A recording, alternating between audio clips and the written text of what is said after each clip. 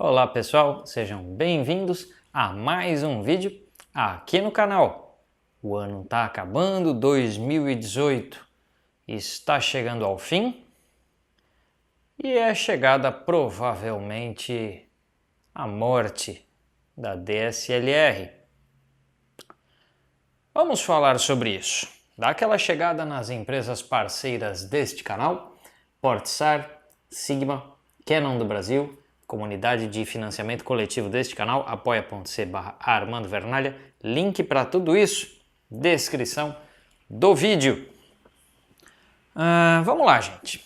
Muita gente vai falar assim para mim, mas não sei quem já disse isso há muito mais tempo, não sei quem já falou que mirrorless era o futuro, DSLR estava morta faz tempo.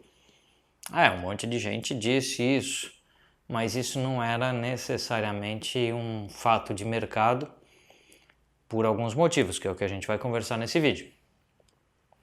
E muita gente me perguntava, cada vez que eu fiz algum review de câmera mirrorless, então teve review aqui no canal ao longo desse ano da Sony A7 III, das Canon M50, EOS R, entre outros vídeos em que eu comentei sobre mirrorless. E aí sempre que eu falo do assunto, alguém pergunta, você acha que a DSLR vai acabar? Você acha que vai acabar? Você acha que vai acabar? E aqueles que fizeram essa pergunta vão se lembrar que nos comentários eu sempre respondi assim, olha, essa é a tendência, mas demora. Essa é a tendência, mas demora. Então vamos lá. Por que eu estou dizendo que agora a morte da DSLR é certa? Mas pelos seguintes fatores, vamos lá. Vamos pegar a Sony para começo de conversa, vai.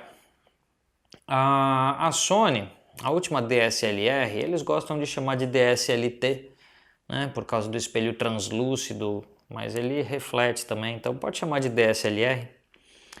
A última DSLR da Sony foi a A99II, que eles lançaram em setembro de 2016. E já vai a perder de vista quando eles lançaram lentes também para as DSLR deles.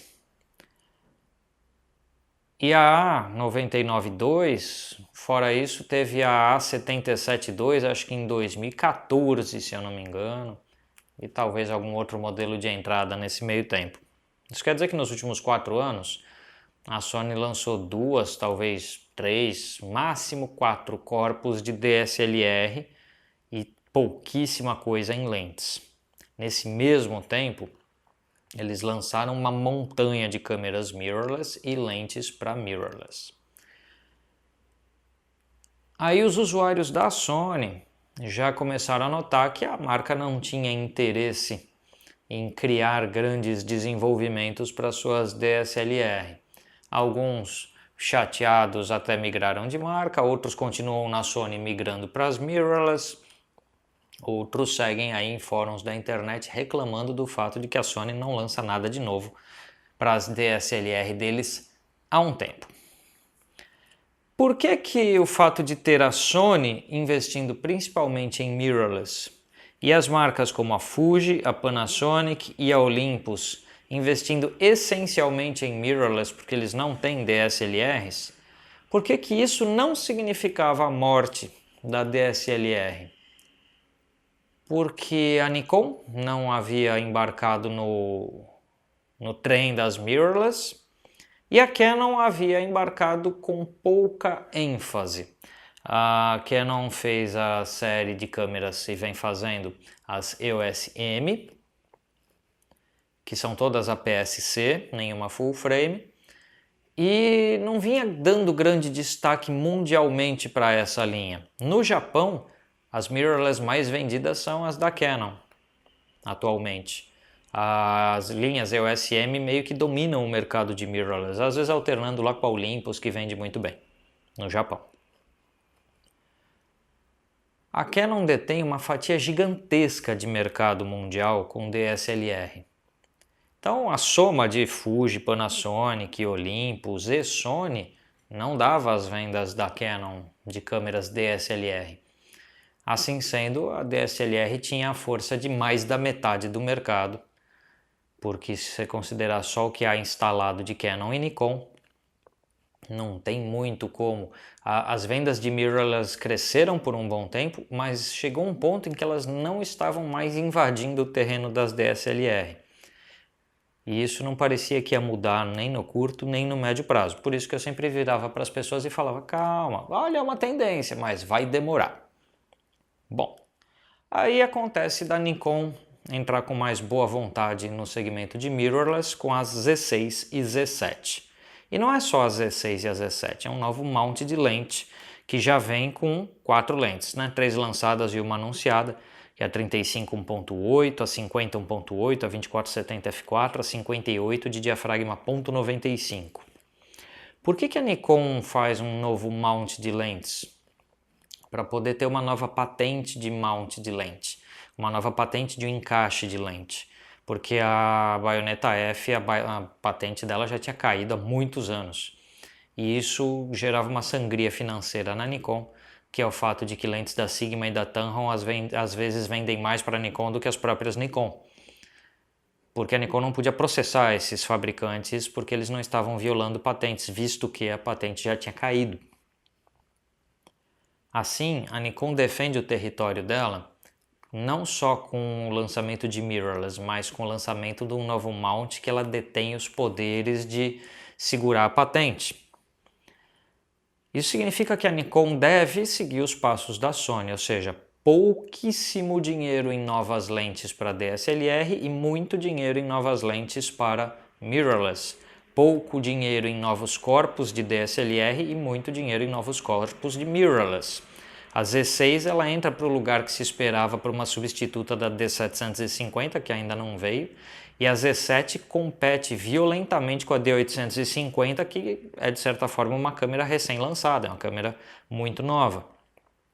Seguramente a Z7 vai canibalizar a D850, vai roubar vendas internamente.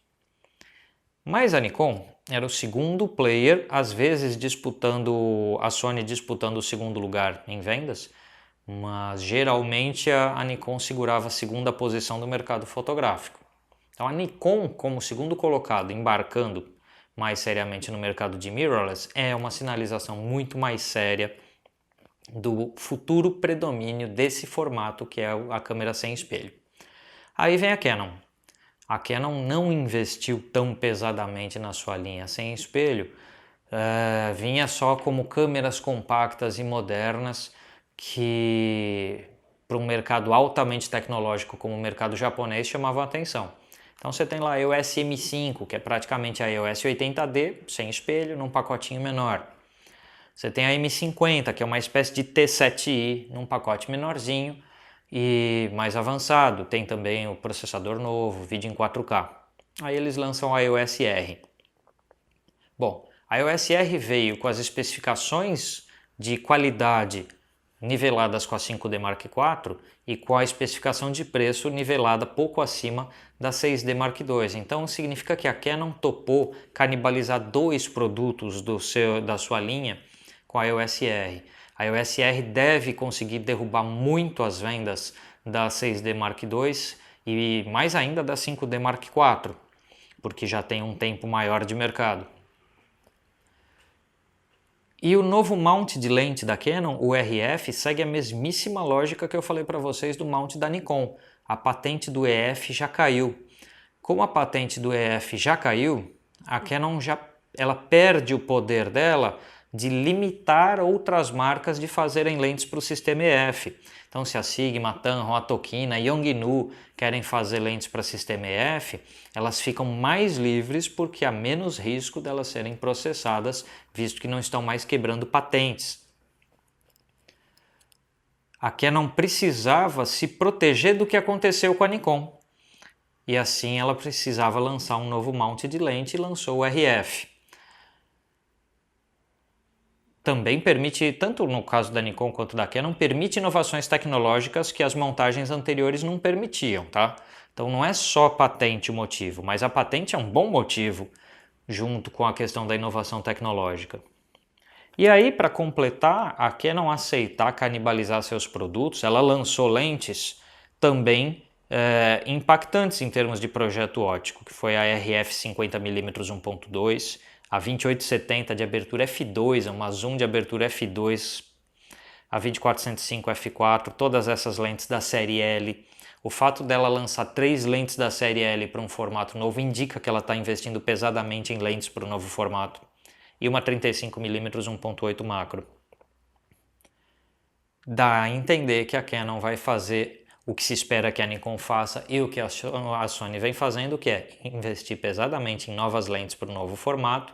Assim ela tem essa nova patente, essas novas tecnologias garantidas por um bom tempo, enquanto ela vai devagarinho deixando morrer o sistema anterior. Tem mais uns pontos para a gente considerar nessa questão. O site Canon Rumors soltou uma notícia de que eles conversaram com alguém dentro da Canon e que essa pessoa teria dito que a Canon ela tirou de linha ou cancelou ou no mínimo adiou muito pelo menos um projeto de DSLR em favor de mirrorless. Se a gente pega a linha da Canon, a 5DS e a 5DSR estão há muito tempo em linha e também a 7D Mark II está há bastante tempo em linha. Circulava a notícia de que sairia uma 7D Mark III, já circulou boato de que sairia a substituta da 5DS e nada disso aconteceu. E logo em seguida o mesmo Canon Rumors noticiou o provável lançamento de uma nova câmera mirrorless full frame da Canon na linha EOS R com mais de 75 megapixels. Então ela é a substituta da 5DS e da 5DSR, que é uma câmera de 50 megapixels. Assim como a Nikon lançou a Z7, provavelmente destruindo parte das vendas da D850, a Canon vai lançar alguma coisa no mesmo segmento de alta contagem de pixels, mas sem tanto risco de canibalizar um produto, visto que o produto dele está antigo e já provavelmente numa fase de queda de vendas. Isso sinaliza que a Canon e a Nikon farão o que a Sony fez, ou seja, reduzir o seu ritmo de lançamentos de novas câmeras e lentes para sistema com espelho e aumentar o seu investimento e os seus lançamentos para câmeras sem espelho. Tem mais um pontinho que a gente pode levar em consideração aqui, que é a Panasonic. A Panasonic, que só faz mirrorless, anunciou o lançamento de 2 câmeras sem espelho full frame, numa parceria com a Leica e com a Sigma.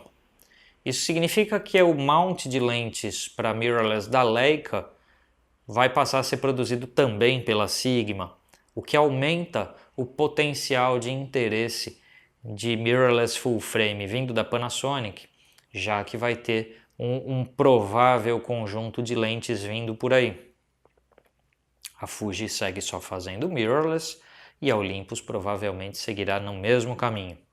Se todos os players do mercado fazem câmeras nesse formato e reduzem os seus investimentos ou simplesmente não têm investimentos em outro formato, dá para dizer a esta altura que de fato a DSLR está com seus dias contados. Como topo de mercado, ainda leva um tempinho, porque toda a base instalada para migrar de formato, logicamente, demora. Se hoje você está pensando assim, nossa, eu juntei a grana e eu vou comprar uma DSLR e, sei lá, a 6D Mark II é a câmera da sua escolha, a D750 da Nikon é a câmera da sua escolha. Se hoje você chega à conclusão que essa é a ferramenta para o seu trabalho, não precisa se preocupar.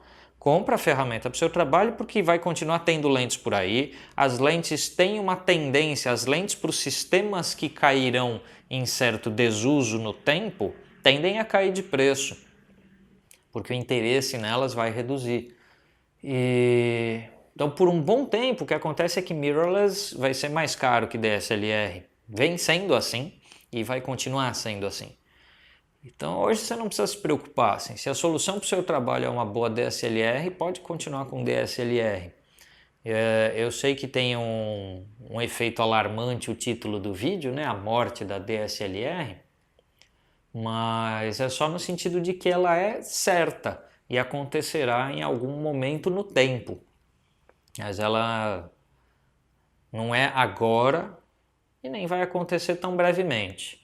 E se a gente pensar, a gente está no mercado brasileiro, gente. Então, se o equipamento custa $1.000 e outro custar 900, se você puder fazer o trabalho com o de 900, é nele que você vai. Porque o nosso mercado é mais comprimido em termos de lucro, é mais comprimido em termos de rentabilidade, consequentemente mais sensível ao preço do equipamento.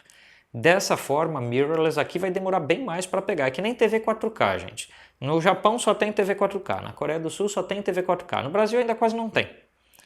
Então a mirrorless ela demora para se estabelecer mundialmente ainda e demora mais ainda do que dos mercados topo de linha, né? Então se pegar Alemanha, Inglaterra, Estados Unidos, não estamos nem falando de Japão, Coreia do Sul, que são ultra avançados esses mercados, mas o mercado brasileiro vai estar depois de todos esses outros na adoção de qualquer nova tecnologia. Então você não precisa se preocupar. Mas saiba que a DSLR vai sim, pouco a pouco, ir sumindo do mercado. Um outro ponto que eu posso citar que é referência é o cinema. As câmeras de cinema sempre tiveram ocular óptico. O cinema foi a última coisa a abandonar a película, né? Quando ninguém mais fotografava comercialmente em filme para fotografia, o cinema ainda estava rodando em película.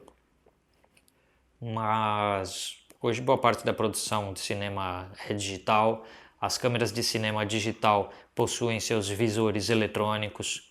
Então, se um mercado de altíssimo nível como o cinema embarcou totalmente na tecnologia de visão eletrônica, a fotografia tende a perder o visor óptico e ficar realmente no visor eletrônico, que vai evoluir tecnologicamente. Se a gente pegar as primeiras mirrorless, e eu já falei isso aqui no canal, o visor eletrônico era uma porcaria, um cansaço visual horroroso. Se pega os modelos mais atuais, que nem o da EOS R, é um visor eletrônico excelente. A tendência é isso ser cada vez melhor. Quanto tempo isso demora? Olha, não é 1 ano nem 2, mas um pouco adiante disso, se você pensar daqui uns 3, 4 anos, a gente vai ver talvez a Canon e a Nikon tendo mais modelos de mirrorless do que de DSLR e tendo lançado muito mais lentes para esse sistema, que é o que, se a gente olha 3, 4 anos para trás da Sony, é o que a gente vai observar. A Sony é uma espécie de modelo de negócio que provavelmente as outras vão seguir um pouco. E assim sendo, né? E aí cabe a pergunta, né? Eu fui o cara que talvez antes da hora mudei para mirrorless, me arrependi um tanto, voltei para DSLR, tem um vídeo aqui no canal, bastante visto por sinal. E aí? Será que eu vou voltar para mirrorless? Ainda não sei, para ser sincero. Eu estou sendo muito bem atendido pela 6D Mark II, pelo 80D, pelas DSLR que eu uso, 5D Mark IV. Então, no momento, não estou pensando, mas vai que surge uma boa oportunidade. Era isso que tinha para hoje, pessoal. A gente se vê por aí, dá aquela chegada nas empresas parceiras aqui do canal, a Canon. Vai que a Canon me arranja aí uma EOS R, né? Canon do Brasil, você está ouvindo? Quem sabe, né? Vamos conversar, vamos sentar para conversar. Eu pago o café. Então, dá uma chegada no site das empresas parceiras. Canon do Brasil, Portsar, Sigma, comunidade de financiamento coletivo deste canal, apoia.c/Armando Vernalha. Dá aquela chegada no meu site e no meu Instagram. Muita gente pergunta assim: Armando, seus cursos, onde eu fico sabendo deles? Se você me acompanhar no Instagram e no meu site, no site tem a seção cursos e no Instagram, lá sempre nas histórias do Instagram, eu sempre posto a minha agenda de cursos. Beleza, minha gente? A gente se vê por aí. Até mais!